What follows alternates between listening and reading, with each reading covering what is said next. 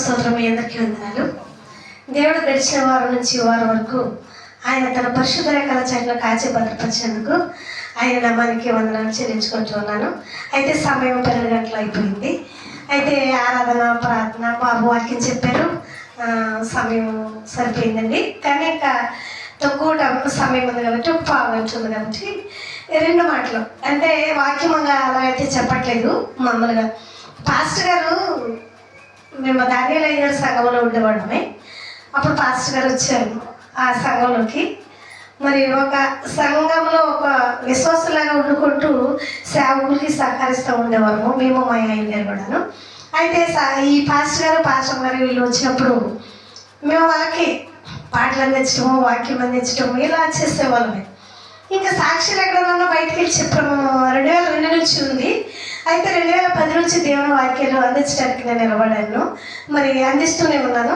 అయితే సేవకులు వచ్చి దానిగా చెప్పినట్టుగా సంస్థను నడిపించేవారు. అప్పుడు ఈ పాస్టర్ గారు పరిచయం వల్ల నేను అప్పుడప్పుడు ఈ సంఘాలకు కూడా రావడం జరుగుతూ ఉంది. మరి ఎందుకు నిమిత్తం అంటే దేవుడు కొన్ని అద్భుత కార్యాలు మన పట్ల చేస్తూ ఉంటాడు. నాకైతే నేను నిలబడతానికి గల కారణం ఏంటి అంటే, నాకు కాళ్ళు ఇరిగిపోయిన పరిస్థితిలో దేవుడు నన్ను నిలబెట్టి స్వస్థపరిచాడు కనుక నేను ఈ స్థితిలో ఉన్నాను.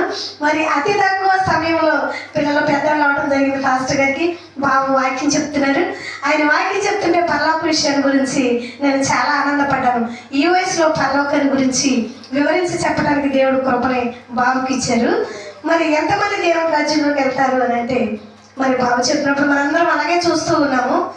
ఎలా వెళ్ళగలుగుతాము మనం అంటే, ప్రభు చిత్తాన్ని జరిగించే వారే వెళ్తారని చెప్పి బైబిల్ చెప్తా ఉంది. అదే ప్రకటన గ్రంథం 21వ అధ్యాయంలో అని చెప్పిందంటే 750 కోసుల దూరం ఉందట పరలోక పట్టణం వెడల్పు, దాని పొడవు కూడా సమానమేనని చెప్పి బైబిల్ చెప్తా ఉంది. మరి క్రీస్తు శకము 2026లో ఉన్నాం కదా మనము. ఎన్ని యుగాల వారు చనిపోయి ఎన్ని యుగాల వారు మరి బ్రతికి ఉన్నారు, ఎంతమంది సజీవులు అయ్యి ఉన్నారు, వీళ్ళందరికీ ఆ యొక్క పరలోక పట్టణం సరిపోతుంటారు. అసలు ఇక్కడ నుంచి ఎంతో దూరం అంటే మరి చదువుకున్న వాళ్ళకి తెలుసు, 750 కోసులు అంటే పెద్ద విశేషం కాదు. మరి ఇన్ని యుగాల వాళ్ళు దేవుని రాజ్యంలో ప్రవేశించారు కదా, వారు ఎలా ప్రవేశిస్తారు? వీళ్ళందరూ వెళ్తే ఆ పరలోక పట్టణం సరిపోతుందా? మరి మన ఆన్సర్ వేసి చూసుకుంటే, మరి బాబు చెప్పినట్టు ప్రభు చిత్తాన్ని జరిగించాలి.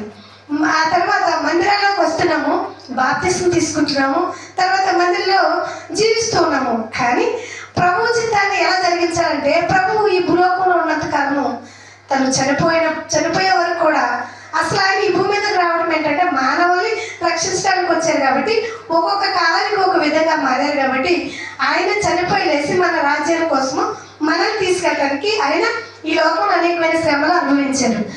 ఆయన శ్రమలను మనము సమీపావస్తులుగా మన కుటుంబ విషయాలే కావచ్చు, మన ప్రభువుని గురించి పరిచయం చేసే విషయాలే కావచ్చు, తర్వాత ఒకరి కోసం మనం సహాయం చేసే విషయాలే కావచ్చు, వీటన్నిటిలో నుంచి ప్రతి శ్రమను అనుభవించి ప్రభు చిత్తానుసారంగా నడిచి ప్రభు పడ్డ శ్రమలో ఒక పాలిభావస్తులుగా మనము భరించుకుంటూ క్రీస్తు సాక్షులుగా జీవించి చనిపోయిన వారికి దేవుని రాజ్యం ఉంటుందని నేను అనుకుంటున్నానండి.